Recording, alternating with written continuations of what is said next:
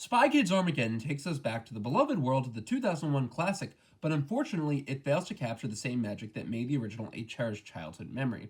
To be honest, I still think if you have young kids, they'll like this. They probably will enjoy parts of it, maybe the whole thing. I just think that they deserve better movies than this, and I want to break down why this movie really just was a disappointment, to me at least.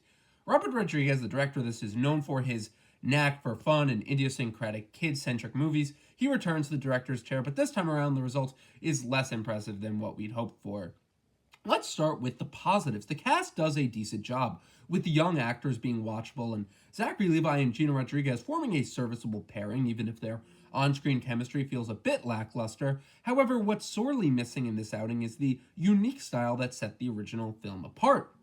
Gone are the big, gaudy imagery and the glaring CG effects that characterized the 2001 classic. Instead, we are treated to more standardized and polished CG, which, while still rough around the edges, it lacks the charm of the original. I like how the original looked rough and looked a little weird, but here it just looks cheap. It looks very obviously green screen and fake.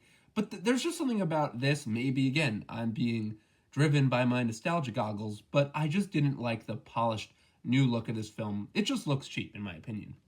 One of the most disappointing aspects of the sequel, though, is how it rushes through the fun elements that made Spy Kids so enjoyable. The gadgets, the cool locations, these are the heart and soul of the Spy Kids universe, and here, they're just rushed through, and we get a bit of them, but it doesn't feel like they take up a lot of space. I still think, kids are going to like this. I'm just pointing out, for the nitpicker in me, I think that we could really be getting more and better stuff. Furthermore, the film's villain, a tech giant named the King, is dreadfully bland. I mean, this is Billy Magnussen, who's a decent actor, but, I don't know why they cast him.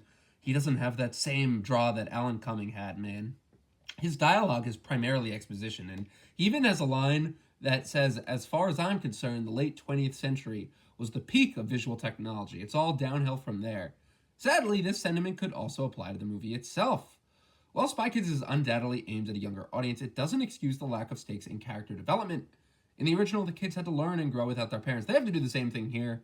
But we felt their journey as they traveled and faced off against other villains. In Spy Kids Armageddon, much of the action takes place in a digital realm, and the villains lack the cartoony charm of their predecessors. They come off as poorly written and uninspiring, leaving much to be desired. I mean, I really think if you want a good movie, you need a good antagonist. You need something for the kids to be afraid of. And this, I just did not see that at all with this main bad guy. And on top of that, it's just so silly taking place inside a video game. You don't really feel like there's a threat ever. I mean, I was interested by the title, Armageddon. Well, what could that mean? But really, it's just a code for a video game where they're trying to, basically make people buy all these in-app purchases. And I'm not even kidding. That seems to me like that's the main plot of the movie. I still don't even know because it was really so bad. But it's just so, it's dull. It's dull. The original Spy Kids films were known for their wacky and dreamy storytelling and it entertained audiences of all ages.